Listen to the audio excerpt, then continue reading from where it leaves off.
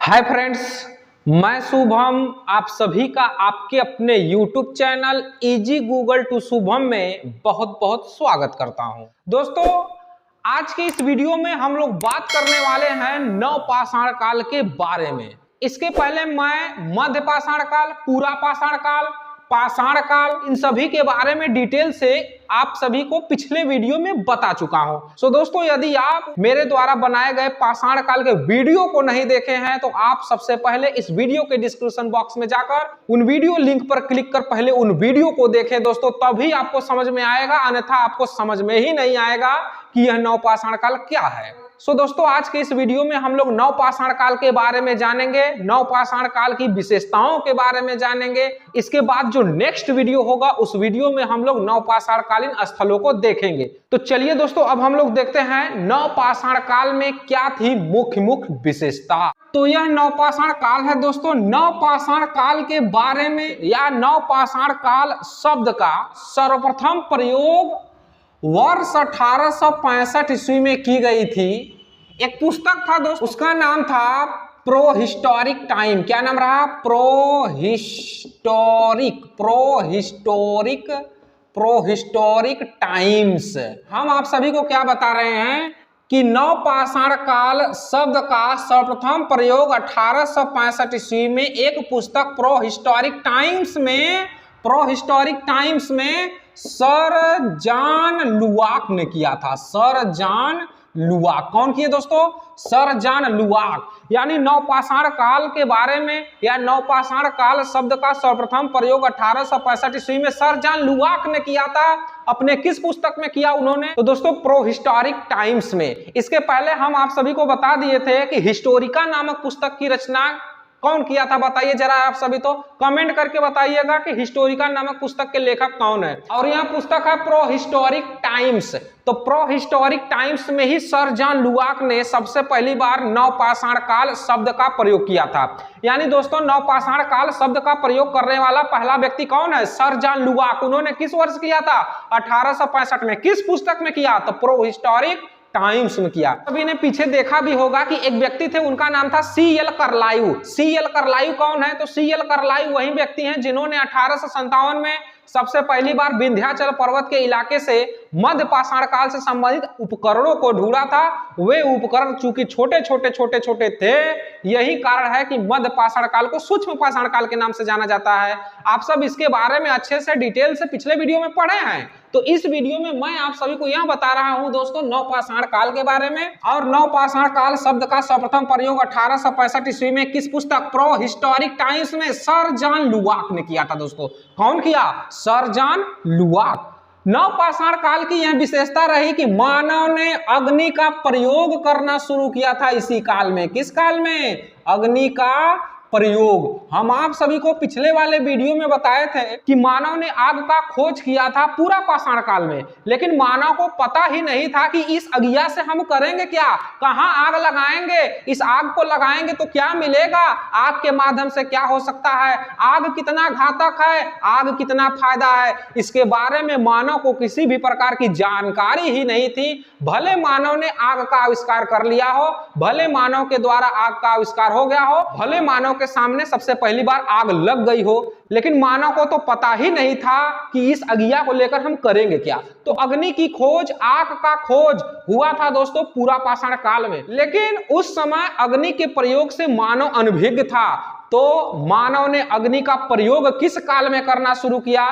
तब आपको बताना होगा दोस्तों नवपाषाण काल में। नवपाषाण काल में मानव ने अग्नि का प्रयोग किया, जबकि अग्नि की खोज हो चुकी थी पूरा पाषाण काल में। आप सभी ने पिछले वीडियो में देखा है कि मानव यह चाहता रहा पूरा पाषाण काल से कि इस आग का प्रयोग हम करेंगे कहां। ऐसे सोचते मानव आखिर नवपाषाण काल में, नए युग में नवपाषाण काल में यह जान ही गया कि आखिर इस आग के माध्यम से मैगी, अंडा रोल, चाउमीन बनाया जा सकता है। इसके अलावा दोस्तों, मानव ने पहिए का आविष्कार, किसका आविष्कार? मानव ने पहिए का आविष्कार किस काल में किया था? नवपाषाण काल में।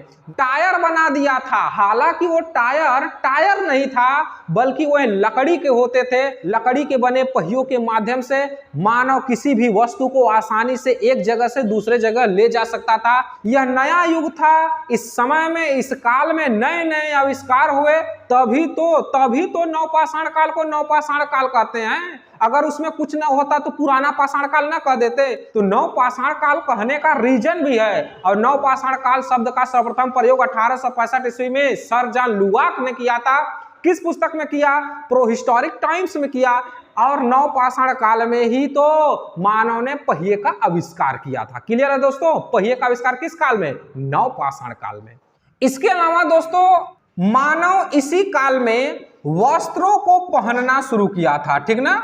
वस्त्रों को पहनना एवं वस्त्रों को रंगना, वस्त्रों को पहनना एवं वस्त्रों को रंगना, यह कार्य करना शुरू किया मानव। किस काल में शुरू किया?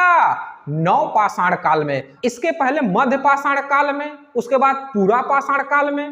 पुरापाषाण काल के जो 3 विभाजन होते थे, निम्न पुरापाषाण काल, मध्य पुरापाषाण काल और उच्च पुरापाषाण काल, इन सभी कालों में मानव नग्न अवस्था में था। ज्ञात ही नहीं था कि कपड़ा पहनेंगे तो फायदा क्या है, कपड़ा नहीं पहनेंगे तो घाटा क्या होगा। लेकिन जब नवपाषाण काल आया तो मानव के बुद्धि में थोड़ी वृद्धि हुई और मानव ने कहा ना ना ना ना, अब तो कपड़ा पहनना पड़ेगा। ऐसा नहीं है दोस्तों कि उस समय के जो कपड़े थे वह जींस थे, लेगी थे, सूट सलवार थे, ऐसा नहीं था। वे सब पत्ते के कपड़े को पहनते थे। केले के पत्ते के माध्यम से या अन्य बड़े पत्तों के माध्यम से वे सब अपने शरीर को ढका करते थे। पता चला एकाक व्यक्ति पत्ते के माध्यम से कपड़ा पहना है और सो गया, कोई जानवर उस पत्ते को खा ही गया होगा, बकरी खा लिया, भैंस खा लिया, आजकल सांड बहुत दौड़ रहे हैं तो सांडा खा गया। तो मानव ने वस्त्र को पहनने, वस्त्र को रंगने की परंपरा की शुरुआत किस काल में की? नवपाषाण काल में। इसके अलावा दोस्तों मानव द्वारा प्रयोग की जाने वाली पहली धातु जो थी उसका नाम है तांबा। मानव द्वारा प्रयोग की जाने वाली पहली धातु क्या है? तांबा। मानव ने उस तांबे का प्रयोग किस काल में किया था? नवपाषाण काल में। इसके अलावा हमने आपको यह भी बताया है पिछले वीडियो में कि मानव द्वारा बनाया गया प्रथम पालतू जीव कौन सा है? तो कुत्ता है। उसे मध्यपाषाण काल में पालतू बनाया गया था। और इस तांबा को मानव ने किस काल में प्रयोग में ला दिया था? तो नवपाषाण काल में। क्योंकि नवपाषाण काल न्यू काल, नया काल है और नया काल में ही तो सब नया नया कार्य होगा। नवपाषाण काल में मानव ने सबसे पहली बार तांबे का प्रयोग किया। यही तांबा मानव द्वारा प्रयोग की गई पहली धातु है।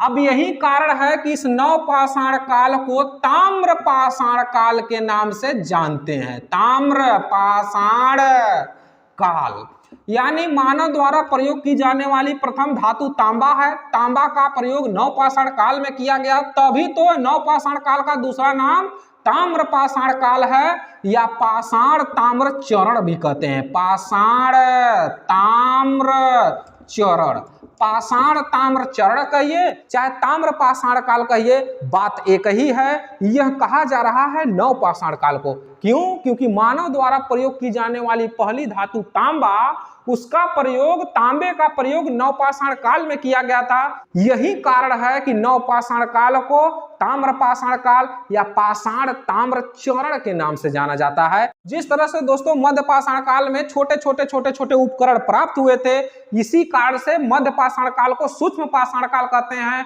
उसी तरह तांबे का प्रयोग नवपाषाण काल में बहुतायत रूप से हुआ था, तभी नवपाषाण काल को ताम्रपाषाण काल या पाषाण ताम्र चरण के नाम से जानते हैं। क्लियर है? अगला, नवपाषाण काल वह काल रहा जिस काल में मानव ने कृषि करना शुरू किया था। मानव के बुद्धि में वृद्धि हो गई और मानव यह जान चुका था कि अब हमें कृषि करना होगा। इसके अलावा दोस्तों मानव द्वारा उगाई गई प्रथम फसल कौन सी थी? तो प्रथम फसल अगर पूछे दोस्तों तो जौ। यानी मानव ने सबसे पहली बार किस फसल को उगाया था? तो मानव ने दोस्तों जौ को उगाया था। यह कार्य उन लोगों ने नवपाषाण काल में किया था। एक और प्रश्न पूछे जाते हैं दोस्तों कि दक्षिण भारत में, साउथ इंडिया में, दक्षिण भारत में नवपाषाण कालीन किसानों द्वारा उगाई गई प्रथम फसल कौन सी थी? तो उसका नाम होगा मिलेट। क्या होगा? मिलेट। और मिलेट को रागी भी कहते हैं। क्या कहेंगे? रागी।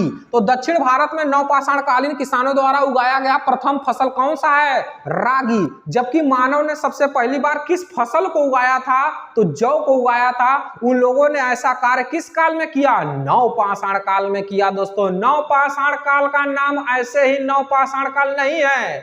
नवपाषाण काल में नए नए कार्य हुए थे, यह वास्तव में हुए थे, तभी उसका नाम नवपाषाण काल है, नहीं तो पुराना पाषाण काल या पिछड़ा पाषाण काल रख सकते थे। तो दोस्तों यह है आपका नवपाषाण काल से संबंधित प्रमुख क्वेश्चन। नवपाषाण काल की विशेषताएं यही सब है। नवपाषाण काल में इतना कुछ हुआ था। अभी नवपाषाण काल आप सभी का खत्म नहीं हुआ है। नवपाषाण काल से संबंधित बहुत सारे स्थल है और उन स्थलों से बहुत सारे ऐतिहासिक साक्ष्य प्राप्त हुए हैं।